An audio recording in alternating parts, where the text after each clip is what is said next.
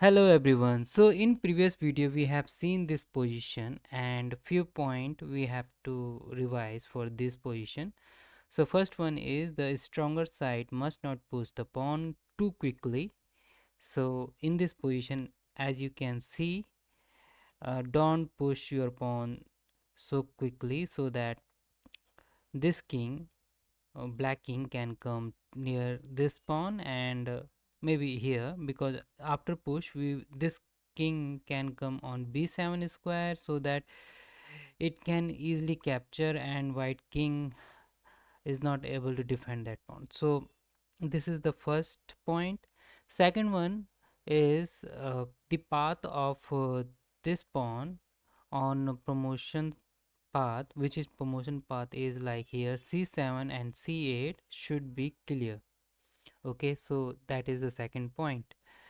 So you have seen the answer of this, because when king came to the b5 and after that this king just got the opposition square, and when king on c8, then only c7 could win this position easily. Okay, so now we will go for next position. Okay, so in this position white is winning, and because white is already on a position, and same concept, go for protect this pawn and nearby the pawn, and this king have to move somewhere like here, or maybe yeah, if king go to g8 then also possibility. All right, we will see all the position.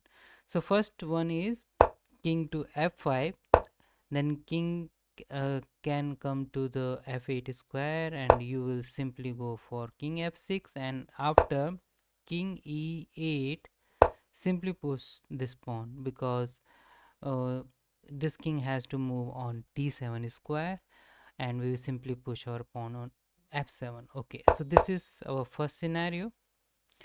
In this scenario, if we move on king to f5, king can move on g8 square, and similar concept in which we want to push pawn so quickly. So let's say we push this pawn and this king can come here, and after that we can't support this pawn, and next move this will captured easily, or maybe push, after push this will capture.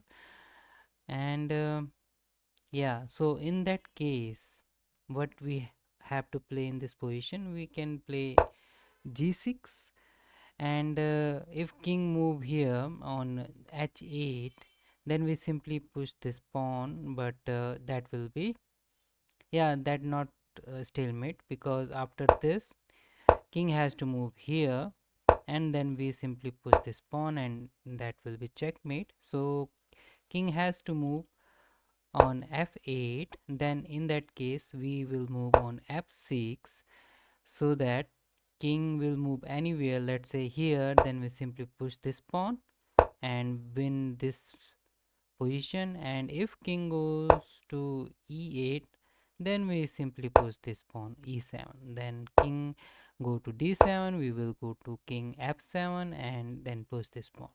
So this is the idea behind this position. Simply go for a position, not go for this one. When king is on, yeah, g5, just wait for one oppositions, because when king will come on this f5 square, black has to move somewhere, then suppose here or here, then simply oppose the king only one square away, then you can win like this. Yeah, next one.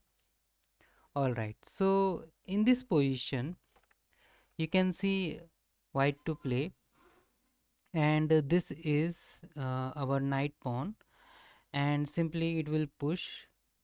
So in this case we have a diagonal opposition which works on this position especially.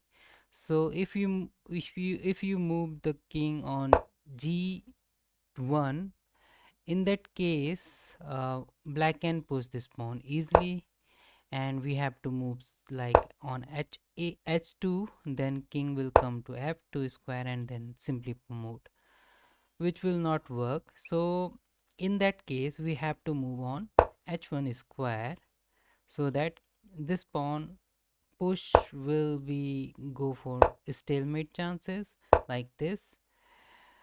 So in that case, if king f2, then still it is a stalemate. All right, so king h1, then king can go on g4, then simply you will go for this g2, so that you can go for a position like king to uh, let's say f4, then you simply go for king to g1, so that if king can come here on f3, then you simply oppose that position. So we can see here this white king is opposing after that black king, because who opposed last, maybe in that position that could be winning for that king.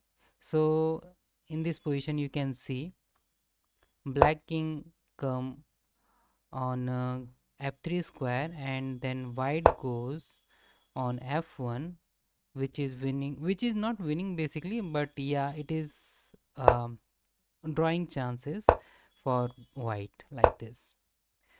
Okay, I hope you learned something from these videos. Thank you.